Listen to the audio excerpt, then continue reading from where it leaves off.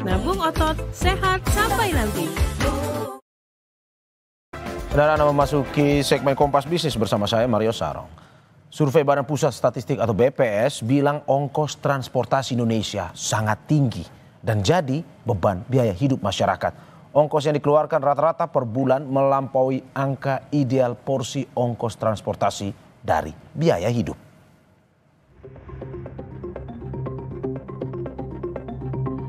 Survei Badan Pusat Statistik atau BPS bilang, ongkos transportasi yang dikeluarkan masyarakat Indonesia melampaui batas angka ideal dari Bank Indonesia.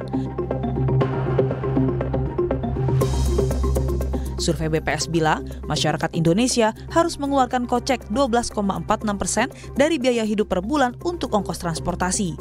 Angka ini melampaui batas porsi ongkos transportasi ideal versi Bank Dunia yang ini 10%. Sejumlah warga mengaku cukup berat membayar biaya transportasi umum untuk beraktivitas sehari-hari. Namun, ada juga sebagian warga mengaku biaya transportasi yang digunakan masih terjangkau dari besaran gajinya. Untuk menjaga kestabilan finansial, di tengah gaji UMR, sejumlah pekerja memilih menggunakan angkutan umum seperti kereta komuter lain karena harga yang relatif terjangkau.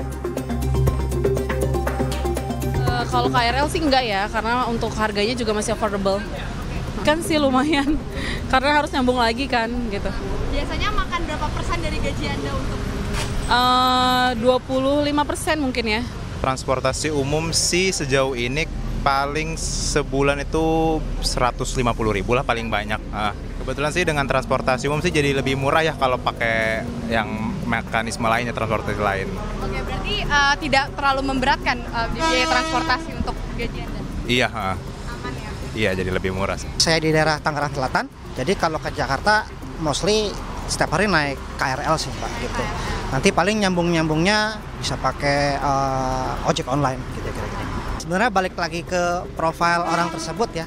Kebetulan kalau untuk saya yang sangat murah dan mungkin juga lebih cepat jangka waktunya, KRL ini termasuk yang better dan best buat saya. Cuman ya dengan profil saya ini masih bisa saya handle sih gitu Mbak kira-kira. Iya. Estimasi sekitar 500.000 sih. 500.000. Biasanya transportasi apa yang Anda gunakan? Seringnya ojek online sama MRT.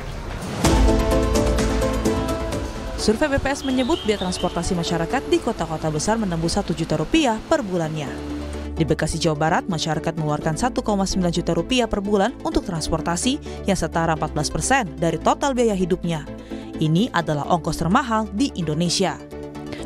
Di urutan kedua ada Depok dengan ongkos transportasi capai Rp1,8 juta per bulannya. Angka ini setara 16,3% dari total biaya hidup. Lalu, masyarakat kota Surabaya, Jawa Timur mengeluarkan Rp1,62 juta atau 13,61% biaya hidup untuk transportasi per bulan. Dan terakhir, warga Jakarta merogoh kocek Rp1,59 juta atau 11,8% per bulan. Fenomena mahalnya biaya transportasi, salah satunya belum terintegrasinya transportasi umum di Indonesia. Namun di sisi lain, yang tak bisa dilewatkan ialah soal biaya hidup yang terus naik. Publik pun berharap pemerintah bisa beri solusi, salah satunya pemberian subsidi guna menekan beban biaya transportasi harian, terutama bagi mereka komuter di Jakarta dan kota penyangga.